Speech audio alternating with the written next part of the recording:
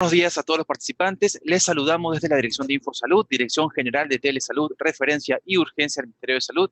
Empezaremos la telecapacitación programada para el día de hoy, viernes 14 de junio, con el tema uso de inmunoglobulina en pacientes con síndrome de Guillain-Barré, a cargo del doctor Luis Granados Bullón, especialista en medicina intensiva, jefe del servicio de medicina intensiva del Hospital Nacional Cayetano Heredia del Ministerio de Salud. Quisiéramos recordarles que cualquier pregunta, duda o consulta pueden hacerles llegar a través del chat en cualquier momento de la exposición para ser respondidas al final. Doctor Luis Granados Bullón, es un honor tenerlo con nosotros. Bienvenido, adelante. Buenos días. Bueno, muy contento de poder brindar esta charla.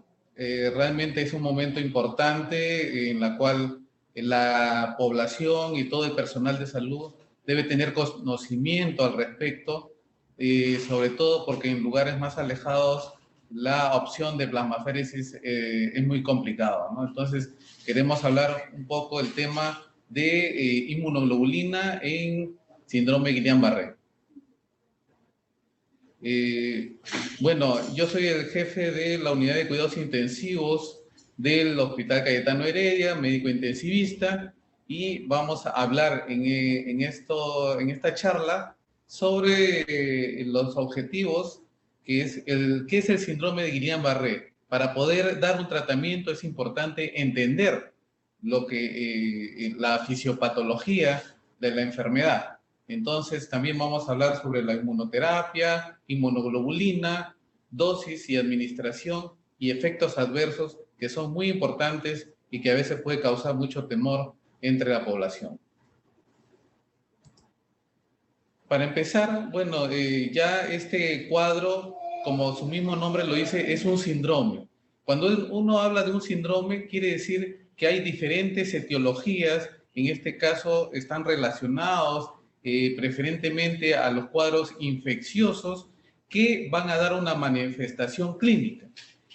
Clásicamente estamos hablando de lo que se reconoce como una disminución de la fuerza ascendente de los pies hacia arriba. Eso es lo clásico, pero ya además se ha dicho todas las variantes que puede tener este síndrome, que es producto de un cuadro de la producción de los anticuerpos ante un cuadro infeccioso que se va a confundir y va a atacar nuestros nervios. Entonces ya desde los años 1850 se reconoce a Landry como el primer, digamos, médico que reconoce un cuadro de una afección de los nervios periféricos. Ese es el primer término, ¿no? Que no era un origen central, sino que era un daño a nivel de los nervios periféricos. Posteriormente se va sumando, ¿no? Guillain, Barré y Stroll, en la que van catalogando ya el cuadro como una asociación de una enfermedad autoinmune, y posteriormente eso ayuda a que se pueda dar un tratamiento. Ahora, polirradiculoneuropatía desmielinizante inflamatoria aguda es el término general que va a englobar este tipo de cuadros. Ahora, bien nos dicen, es un origen inmunológico, de producción de anticuerpos y causa más frecuente de parálisis generalizada aguda o subaguda. A pesar de ser un cuadro sumamente raro, en la cual podemos hablar entre 1 a 2 casos por 100.000 habitantes, esto puede variar, como estamos viendo en el caso de Perú, como un brote epidemiológico.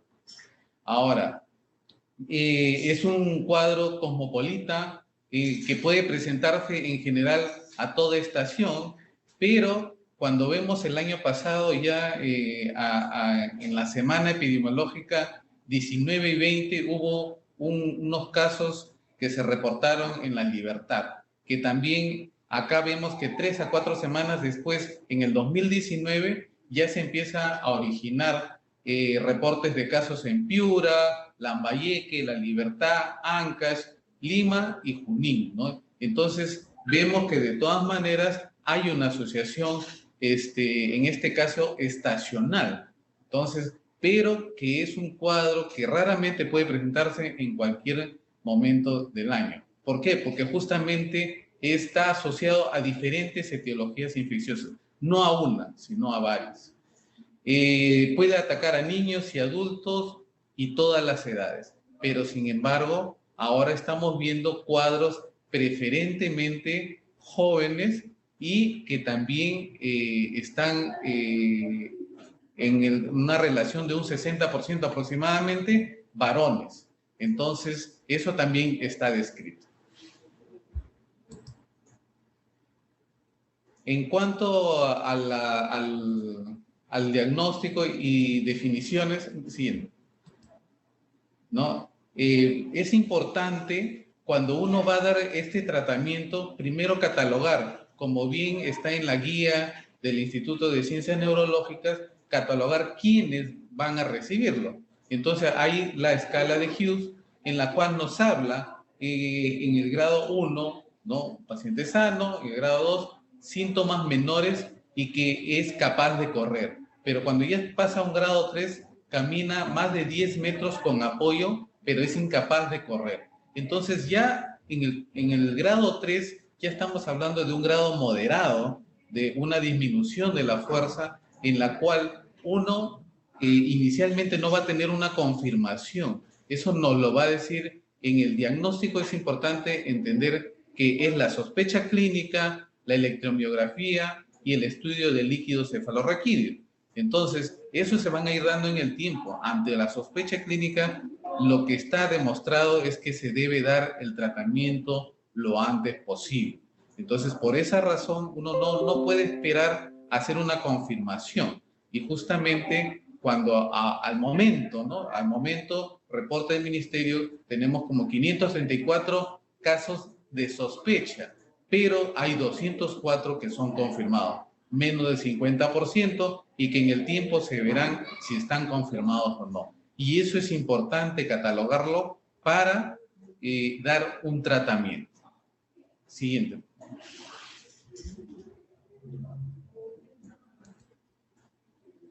En cuanto a la mortalidad, lo que está descrito está entre 3.5 hasta el 12%. Es variable porque también se vio en el brote de Zika, ¿no? En Colombia, Brasil, una mayor severidad. Y como, digamos, hay variantes, la variante axonal motora es la que va a traer más complicaciones, pero la vulvar también. La vulvar también está relacionada a muchas disautonomías, que también es otra causa de muerte. Hay que entender que lo que cambió un poco la disminución de la mortalidad en los pacientes es el soporte ventilatorio. Entonces, el hecho de que ya el paciente pueda acudir a una unidad crítica y que pueda recibir el soporte ventilatorio cuando ya no puede respirar, definitivamente eso sí marcó un hito, y vamos a ir viendo en qué más se le puede ayudar al paciente. Ahora, la recuperación se da en semanas o meses. Hasta 20% queda con secuela a largo plazo. Entonces, ese es otro punto importante, que los hospitales que están albergando buen número también corren el riesgo de quedarse mucho tiempo con estos pacientes. Ahora, se describe incluso una recaída en el 0.04%, como se describen en los estudios.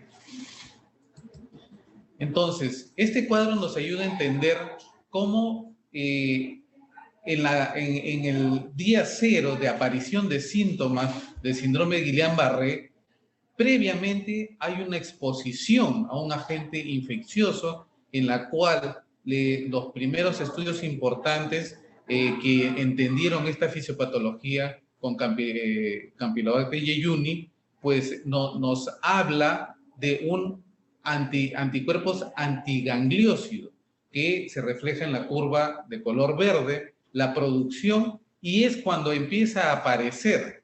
O sea, no es el mismo agente infeccioso que puede ser un cuadro respiratorio, un cuadro gastrointestinal, sino que es los anticuerpos de algunas personas predispuestas genéticamente a que presenten este síndrome. Entonces, vamos a ver que la curva de color verde en el día cero, previo al día cero, empieza a elevarse y a comprometer los nervios periféricos. Entonces, el curso del Guillain-Barré al inicio, ¿no?, va a tener una meseta, después va a presentar paulatinamente a las 4 semanas, 2 a 4 semanas, se dice que es lo clásico, pero eso no necesariamente está siendo cierto en los casos que tenemos al momento en el brote epidemiológico de Perú. Muchas veces está siendo más agresivo y en menos tiempo se están presentando. Siguiente. En cuanto a la inmunopatogénesis, acá es importante entender que, a ver, vamos a ver, podemos señalar acá, el agente infeccioso en este cuadro es el Campylobacter, ¿no? Eso va a hacer una respuesta inmune, ¿no? Y la respuesta inmune en el organismo está por las células T o por las células B, ¿no? Permiso, La respuesta tumoral.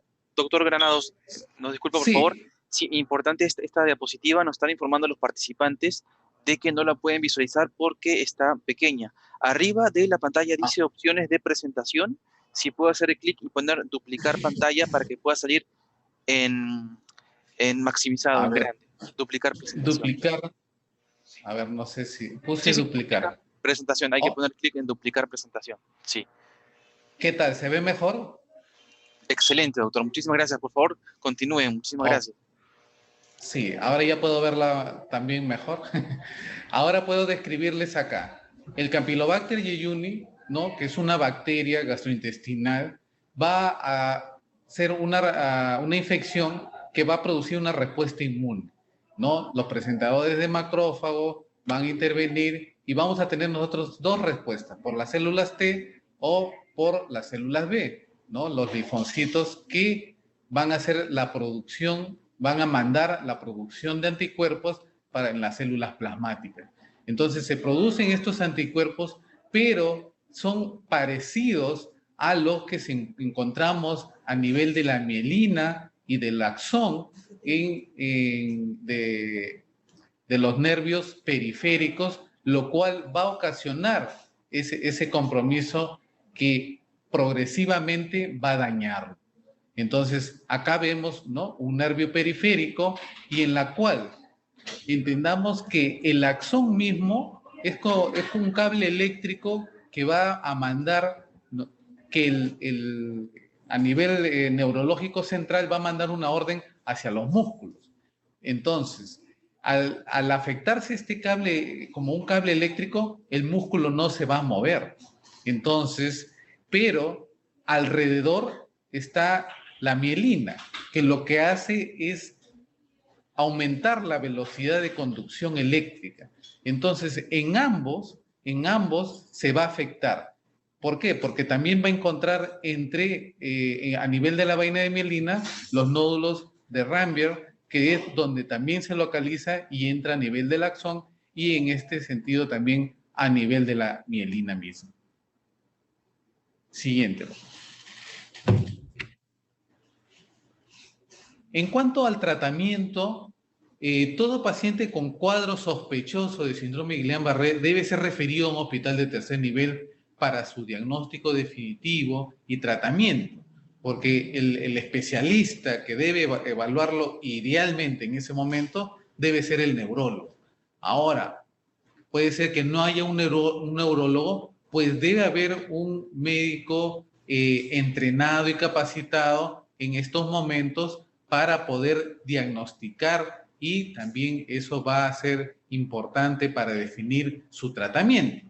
¿Ok? Entonces, entendamos que pueden haber muchas confusiones como una miastenia gravis, como un botulismo, que pudieran remedar, asemejarse. Entonces, por eso es importante, porque el tratamiento que va a recibir definitivamente es un tratamiento que puede causar también algunos efectos deleterios. Entonces, no es un tratamiento que, digamos, sea muy simple. Por eso es importante definir el caso.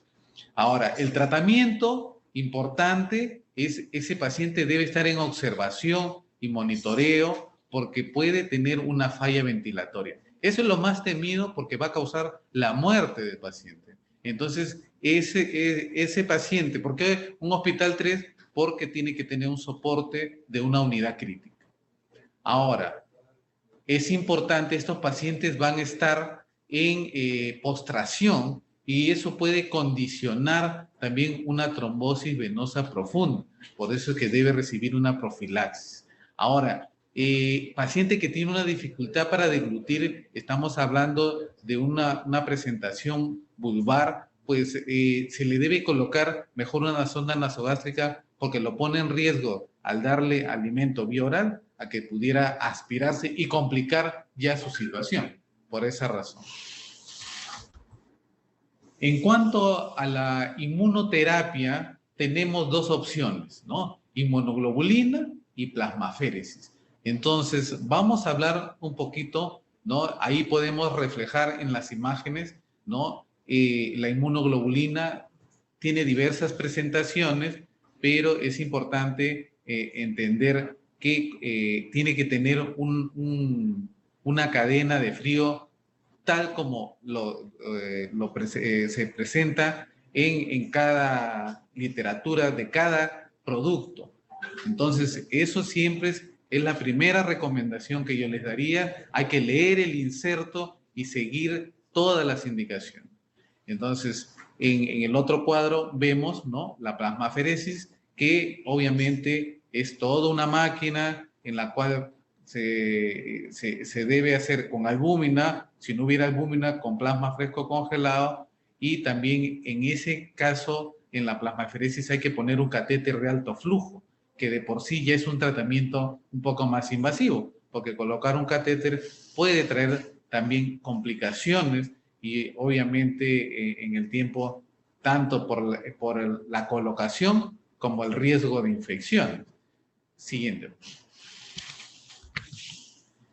En cuanto a la inmunoglobulina, lo primero que hay que saber es que 2 gramos por kilogramo es la dosis total, que la recomendación es que lo reciba en 5 días. Entonces, 0.0 gramos por kilo día es lo primero. Ahora, lo siguiente que nos dicen siempre es la velocidad de infusión. La velocidad de infusión es mejor iniciar con una dosis baja e ir progresando. Como no sé, este es se cita, ¿no?, un producto en la cual recomienda iniciar con 0.6 gramos por kilogramo en la primera hora y después se va aumentando al doble, al triple, con un máximo de 2.4. Entonces vamos a ir viendo por qué es importante esta recomendación.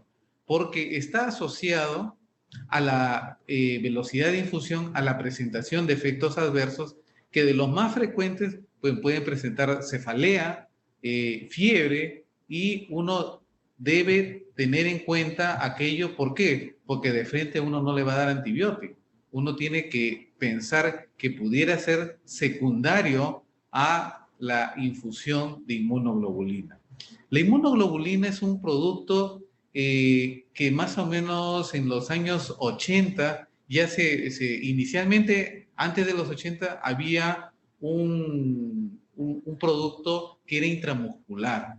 Al inicio se hace y se crea para los pacientes con hipogammaglobulinemia congénita, en la cual necesitaban de inmunoglobulina para poder optimizar su estado de defensa.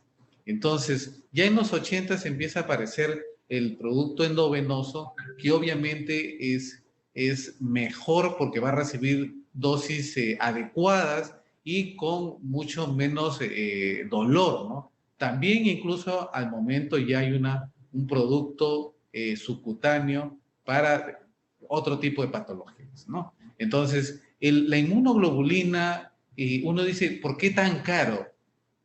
La inmunoglobulina es el producto de seres humanos que hacen donaciones para obtener el suero, el plasma, y todo eso tiene un proceso muy, muy complicado bioquímicamente. ¿Para qué? Uno es para aislar la inmunoglobulina G, que es el 97%, y que también tiene que eliminar todos los agentes virales, principalmente lo que es el VIH, las hepatitis B y C, lo que es parvovirus B19. Entonces, es importante por eso, porque Dios no quiera, no se sigue un riguroso control de calidad y eso podría producir un daño a muchas personas. Entonces, por esa razón que este producto tiene un costo elevado, pero que también tiene beneficios, obviamente. Entonces, por esa razón, al ser digamos, un tejido de otras personas, pues también puede producir efectos y reacciones alérgicas. Entonces, eso hay que entender por qué el costo, el por qué la rigurosidad, incluso se sigue, ¿no? ¿Qué lote se está poniendo y qué lote corresponde a qué donantes? Para entender a qué nivel del control de calidad estricto y como debe ser en estos casos. Siguiente.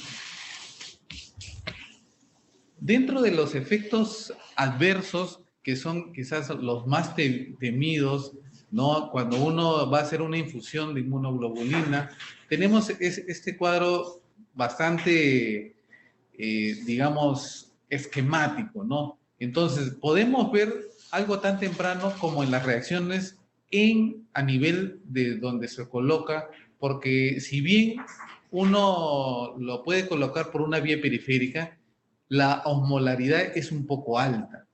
Y si uno está infundiendo otro tipo de medicamentos, debe pensar que siempre la osmolaridad ya está aumentada por la inmunoglobulina y por lo cual no debería sumarse más medicamentos que pudieran aumentar la osmolaridad, porque eso va a crear una flebitis, un dolor, y eso es importante.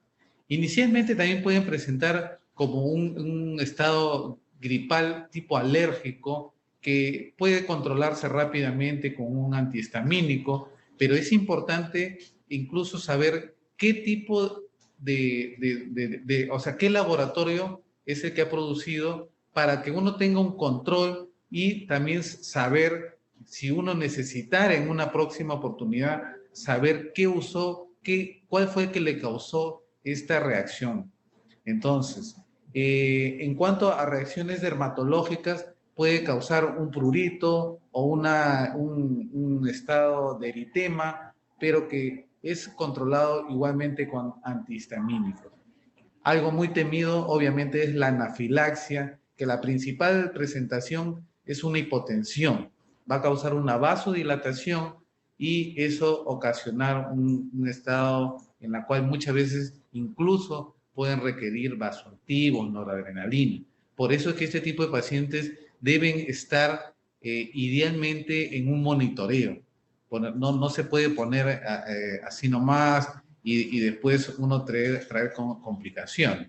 Ahora, también puede asociarse a una injuria pulmonar relacionada a la transfusión y también una sobrecarga, porque usualmente vamos a tener, es importante este aspecto. Es recomendable que el paciente esté bien hidratado.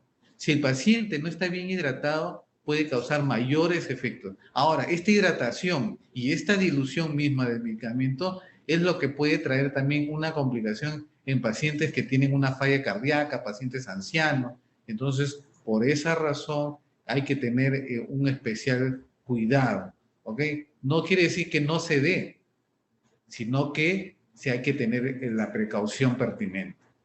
En cuanto a los factores de riesgos importantes, en cuanto a la infusión, ¿no? Hay que ver la infusión, la velocidad, la recomendación. Entonces, ese es lo primero que es muy importante y hay que ver cuando nos dicen hay que dar 0.4 kilogramos por kilo de peso.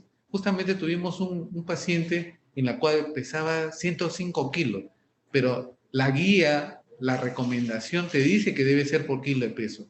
Pero también hay algunos estudios en los cuales como sabemos, la grasa es poco vascularizada, entonces va a intervenir poco en este proceso y pudiera ser que le estemos dando una dosis alta y puede ser que también esté relacionado a mayores efectos adversos. Por esa razón, hay estudios que aún no son muy grandes, pero que se está viendo que pudiera darse de acuerdo a un peso ajustado, ¿no? Para poder evitar. Ahora entendamos también que el costo por una ampolla, 2, 3, 4, 5 ampollas, también es importante. O sea, todo eso se está midiendo, pero al momento se mantiene, ¿no? 0.4 por kilo de peso. Es lo que recomiendan las guías y es de acuerdo a los estudios. El tiempo lo dirá, pero sí la recomendación está dada que si a un gordito pudiera tener mayores efectos adversos. Esa es la precaución que hay que tener. Ahora, en cuanto a la preparación, la inmunoglobulina tiene excipientes y los que están más relacionados a un compromiso renal son los que contienen sacarosa. Entonces, por eso, la primera recomendación que les di, hay que leer el inserto. ¿Cuál es el excipiente? Porque puede ser sacarosa, puede ser glucosa, puede ser sorbitol. Entonces, eso hay que conocer qué producto estamos dando, porque también si tiene glucosa, probablemente un paciente diabético también va a causarle un aumento. Entonces, justamente de la mano hablábamos de la hidratación y de los efectos a nivel renal. Es importante tener esas precauciones. Relacionados al paciente, los factores de riesgo, un paciente adulto mayor obviamente tiene mayor riesgo, la inmovilización también. ¿Por qué? Porque la infusión de inmunoglobulina puede crear un estado de hipercoagulabilidad, sobre todo si el paciente tiene predisposición. Entonces, pacientes que tienen antecedentes de trombosis venosa profunda o a nivel de que hayan tenido un stroke o que hayan tenido infartos, o sea, son eventos de coágulos que pudiera estar también predispuesto a la persona, por lo cual es importante tener esa precaución que los pacientes ancianos, los pacientes con una comorbilidad asociada a trombosis, pues puede complicarse.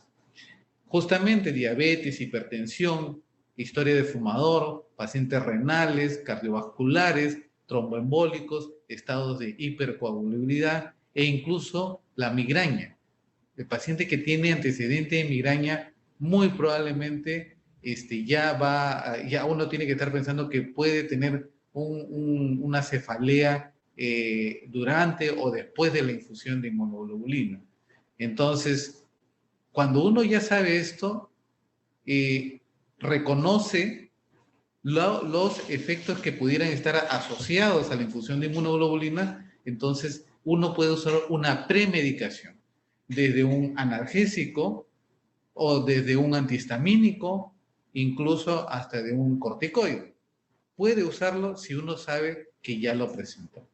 Ahora, ¿qué otros efectos posteriores podemos tener? Hemos hablado de los eventos tromboembólicos, de la injuria renal, pero también puede presentar una meningitis aséptica, o sea, una cefalea, de repente fiebre, y el paciente uno lo examina y tiene rigidez de nuca.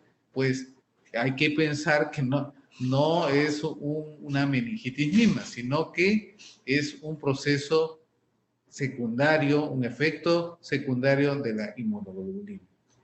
Ahora, puede haber hemólisis, porque un estado de una osmolaridad muy alta puede causar hemólisis, o también puede causar una neutropenia y también infecciones del torrente sanguíneo. Están asociados, pero digamos que son más raros. Entonces, tratamiento y prevención dentro de las medidas son sumamente importantes, el reconocer, hacer seguimiento y reportarlo. Entonces, eso es lo más importante siempre en el efecto adverso de un medicamento. Ahora, unos dirán, bueno, ¿por qué me proponen dos tratamientos? Plasmaferesis versus inmunoglobulina. Entonces, al inicio, ¿no? Los primeros estudios se hicieron con plasmaferesis y lo que se vio es que era mejor que el control. ¿Qué quiere decir el control? Que darle un placebo y el resto de medidas. Al ver que plasmaferesis disminuyó los días de ventilación, los días en UCI, pues obviamente cuando ya se empieza a comparar un medicamento nuevo como es la inmunoglobulina, ya no se puede hacer contra un placebo.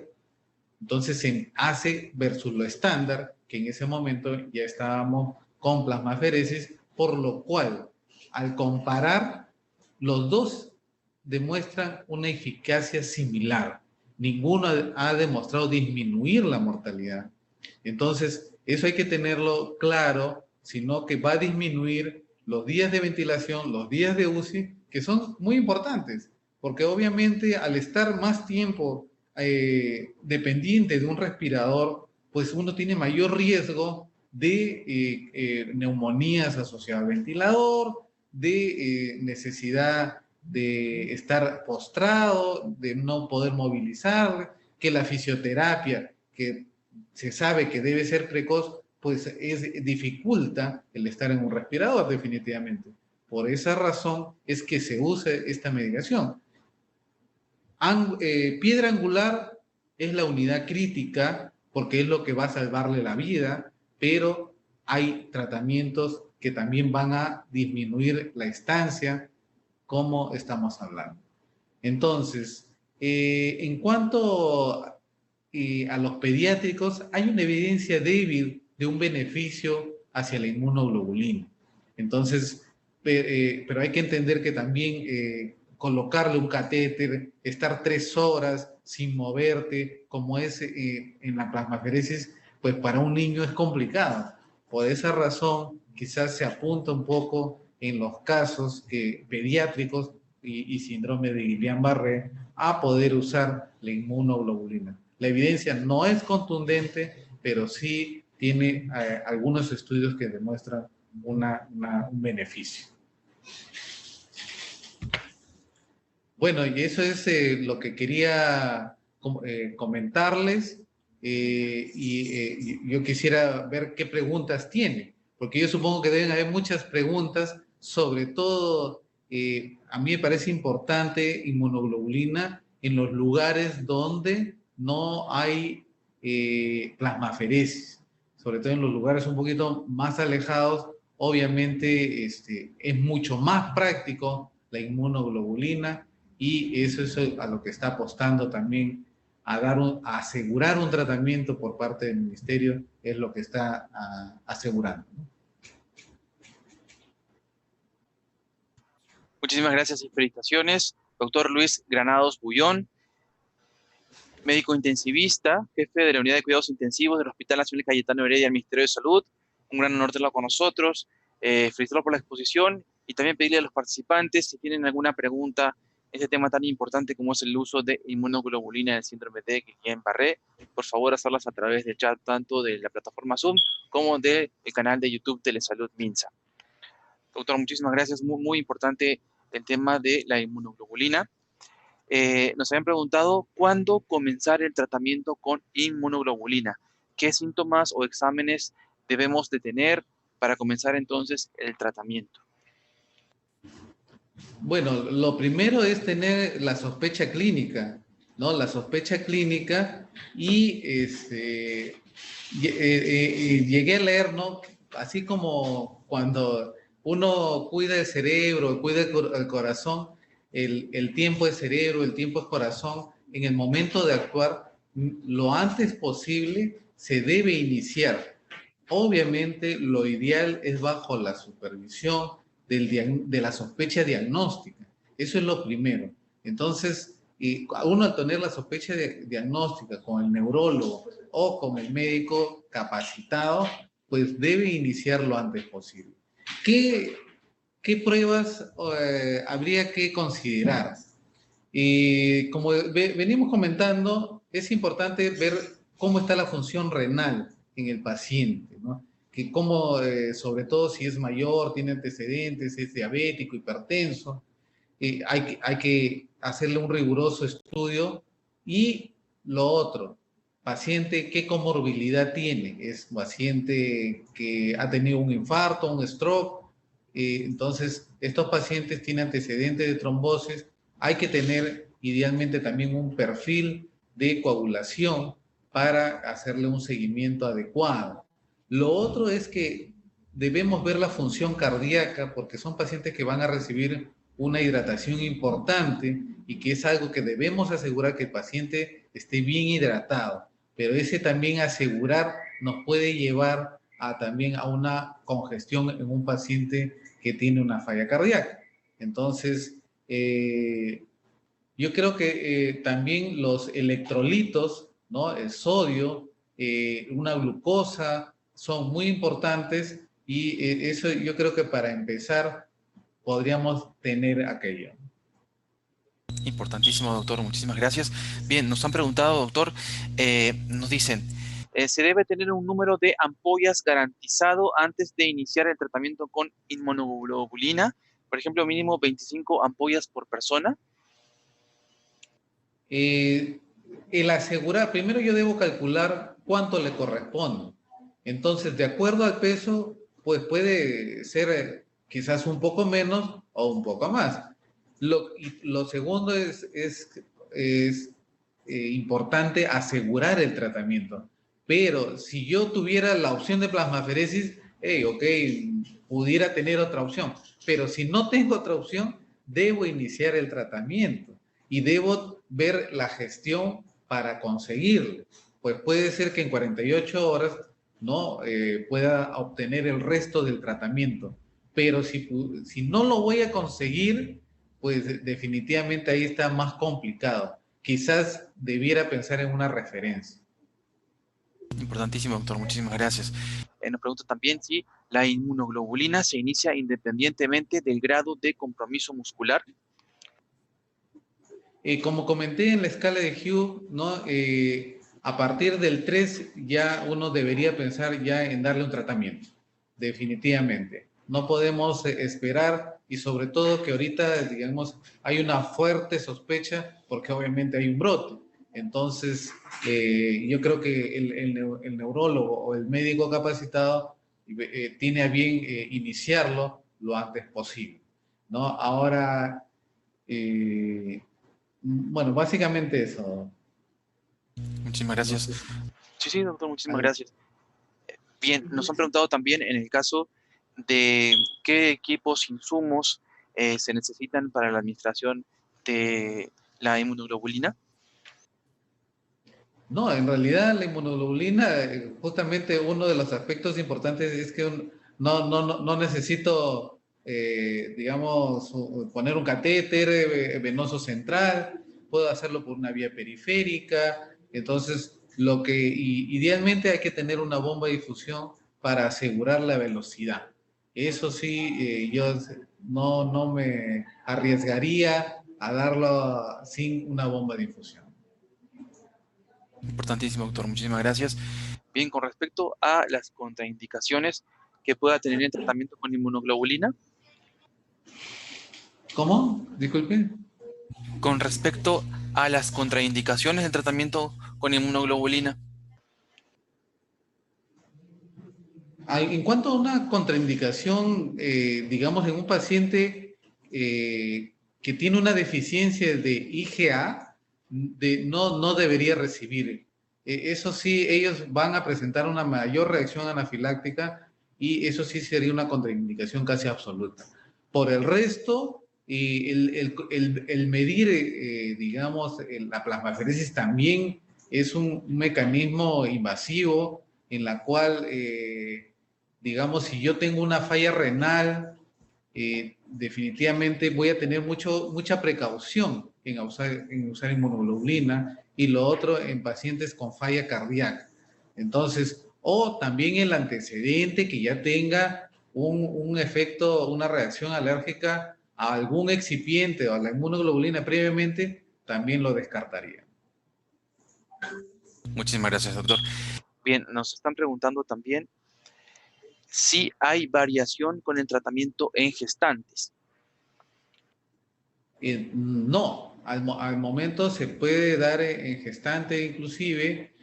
Obviamente la gestante de por sí es una paciente que está sobrecargada de volumen y hay que tener esa precaución al momento de hidratar, porque también pudiera fácilmente congestionarse y eso complicar. Sobre todo si está avanzado, pues ya tiene una restricción ventilatoria producto de que el abdomen, a nivel abdominal, está, digamos, con poca capacidad de amplexación, ¿no?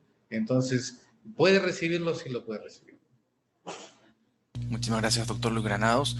Bien, nos están preguntando cuál es la dilución de inmunoglobulina y en cuánto tiempo se administra vía endovenosa. La mayoría de productos que han venido no se diluyen, salvo que el excipiente diga, pero la mayoría que he visto al momento no se diluyen, simplemente hay que ver la velocidad de infusión y siempre la recomendación de leer el inserto. ¿Ya? ¿En qué tiempo? En unas 4 o 5 horas es lo que debe estar en promedio, pasarse lo que le corresponde, ¿no? De 0.4 gramos por kilo de peso. Muchísimas gracias, doctor Luis Granados. ¿A partir de qué momento o de qué día de tratamiento comienza a ver mejoría en los pacientes? Bueno, eso es muy relativo porque también los casos desmielinizantes, digamos que van a tener una respuesta un poco más rápida que puede verse a las 48 horas, pero los casos axonal motores, en realidad estamos viendo una dificultad importante y que sabemos que son cuadros más severos y que pudieran demorar más su efecto. Los estudios lo han demostrado y hay que usarlo, pero tampoco quiere decir que el paciente va a mejorar muy rápido o cuando es axonal motora, definitivamente esperamos que quizás la respuesta va a demorar más o puede ser pobre también. Muchísimas gracias, doctor. Doctor, son entonces el tratamiento por 5 sesiones, 5 días consecutivos. Sí, 5 días consecutivos. No está demostrado dar, digamos, más días, pero por ahí todavía, digamos, por la gravedad que estamos viendo de algunos casos, algunos están postulando hasta 7 días, pero digamos, no es un consenso aquello, ¿eh? Importantísimo, doctor Luis Granados. Nos han preguntado también los criterios de suspensión de la administración de inmunoglobulinas en adultos y pediátricos. La suspensión, definitivamente, si el paciente está teniendo una hipotensión, una falla respiratoria, pues ahí no, yo creo que ya hay que suspenderlo, ¿no? Salvo que uno piense y demuestre que ha causado una congestión, por ejemplo, en un paciente anciano, y que eso esté causando el efecto. Pero por el resto, digamos que son efectos colaterales que uno pudiera esperarlo. El prurito, la cefalea, o sea, puede. Entonces, y para el problema de la trombosis posterior que puede verse, pues justamente hay que dar asociado también una profilaxis para tromboembolia también. Importantísimo, doctor. Muchísimas gracias. Bien, ¿qué cuidados o qué podemos también informarle a los cuidadores o a los pacientes con respecto a luego de la administración de la inmunoglobulina?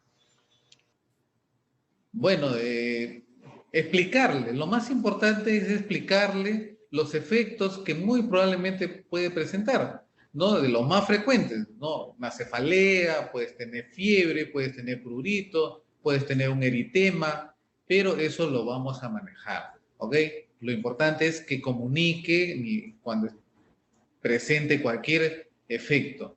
Explicarle también que también pueden haber efectos mayores del tipo de por ejemplo, una meningitis aséptica. También hay que explicarle, oye, puede causar una anafilaxia y ahí hay que suspenderlo. O una injuria pulmonar. Entonces, también, ¿no? Sobre todo en los pacientes mayores, pueden tener un efecto a nivel renal y, como le digo, sobre todo en productos que contienen como excipiente la sacarosa. Importantísimo, doctor Luis Granados Bullón. Muchísimas gracias por esta excelente telecapacitación, su exposición. Algunas recomendaciones finales para todos los participantes que nos están viendo, importante también de todas las regiones del país. Bueno, muy importante es entender que el Guillain-Barré por sí no es contagioso.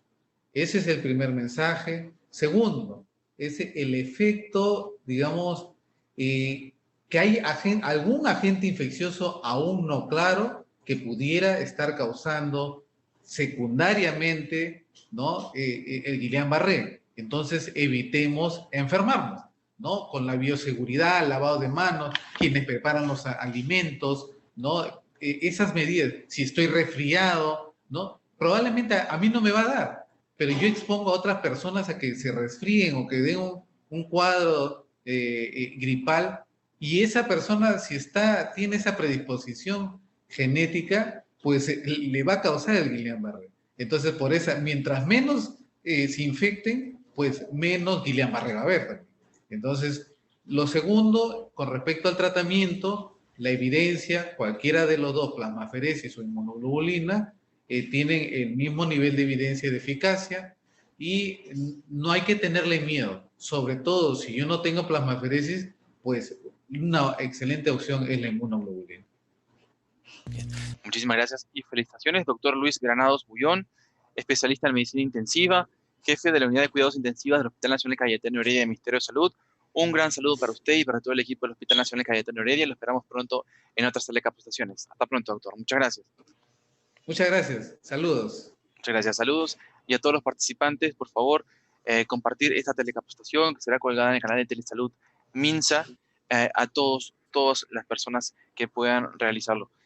Los invitamos también a las 12 del mediodía con el tema endocarditis infecciosa a cargo del Instituto Nacional de Salud del Niño del Ministerio de Salud. Estén entonces pendiente de los chats, de las notificaciones del canal de Telesalud Minsa, porque seguiremos la próxima semana con más capacitaciones sobre el síndrome de Guillain-Barré. Muchísimas gracias. Hasta pronto.